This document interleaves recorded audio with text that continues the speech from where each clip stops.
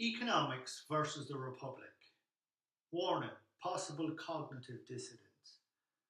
We can harp on about the migrant crisis until the cows come home. However, I for one believe it is a symptom of a greater and more complex socio-economic riddle that previous and present generations have proven very reluctant to confront. Firstly, we have to remember that diplomacy is ultimately lying. Politicians and the public are so very good at it, we can now even convince ourselves for the most part. Peoples are creatures of comfort, and there's no reason to expect this does not apply to the political class or system.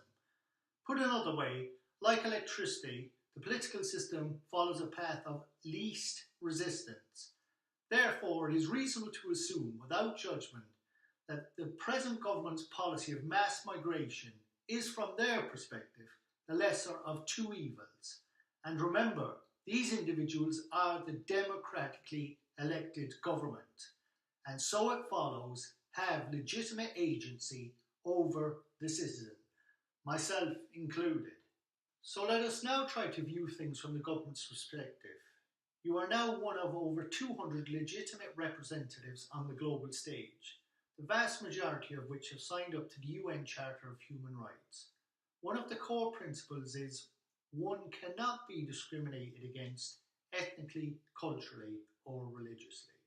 Enter the accepted developed world's economic model, particularly in the post-Bretton Woods period, or now, where countries, governments, borrow large amounts of money on the capital markets to fund investment programs and the welfare state.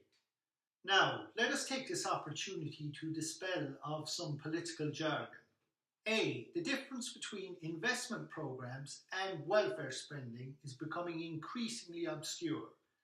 B. Although the ever-growing pensions pot is the single biggest recipient of national borrowing, it is easily dwarfed by the accumulative rest. Therefore, this debate about immigrants for pensions is somewhat invalid and is merely politicians politicking and trying to put an emotional slant on what is unsustainable borrowing given the stagnant indigenous birth rate. This decreasing birth rate is a uniformly accepted consequence of increasing wealth. The bottom line is the developed world's economic trajectory demands perpetual population growth, as more taxpayers are needed to foot the burgeoning national debt. This forces citizens to cash in their cultural values in return for growth, which is universally pushed as a positive. Ironically, big corporations are becoming more like nation states, as they are becoming increasingly ideological and culturally representative in their marketing and employment models, whereas countries are decreasingly ideologically and culturally, but increasingly finds itself competing with corporations on the capital markets for investment. It is a classic case of public sector versus private, and we all know where this ends. The problem is, paradoxically, corporations are far more democratic and transparent with their shareholders than politicians are with their citizens. Moreover, shareholders tend to be far more participatory and informed about the affairs of the corporation and withdraw their capital if they perceive clouds on the horizon, whereas citizens tend to, dare I say it, trust the politicians only to find their capital seized by the state when the storm arrives. Example, Venezuela. Even if the citizen was aware of the impending doom, the option of capital flight is not available, as it is locked geographically by the very institution who seeks to confiscate it. There is another issue with this model of important taxpayers, where they artificially inflate the country's ability to borrow in the peak times, only to flee it in the trough, leading the indigenous people the added burden of less taxpayers to pay extra taxes. But here comes the painful part. All of the above argument is completely irrelevant. We, the non-left, like to worship the gods of logic, reason and empirical evidence except seemingly when it is staring us in the face. The electorate don't care about the facts and figures. Fact.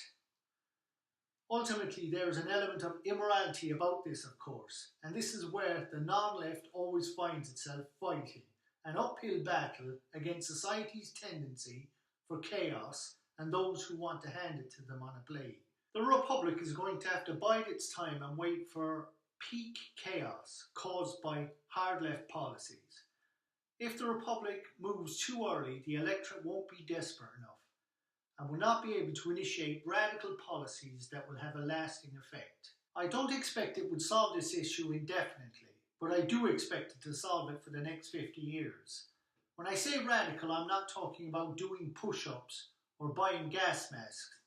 I am talking about putting amendments in the Constitution that would be unthinkable presently, but will be deemed almost insufficient come chaos. For example, yet another amendment could be added to make it unconstitutional to run a deficit as distinct from the national debt.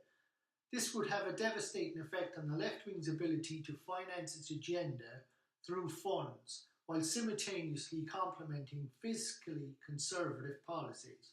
Simply put, the migrant crisis is an economic problem at source that has a social and cultural consequence for the nation involved.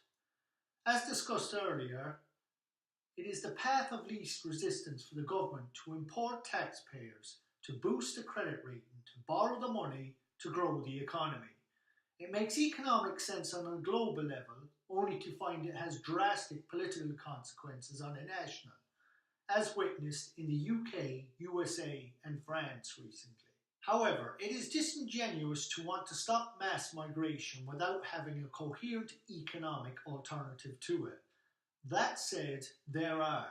Japan is showing promise in this area. More on that in another video. The intrinsic dynamics of global and national finance is beyond the pale of the average voter. Therefore, they vote emotionally on a good cowboy, bad cowboy dynamic. The left have given the right a crash course in reason, logic and evidence recently, as it is all those things to assume the voter is an emotional creature. They have learned from the best drug dealers in the country.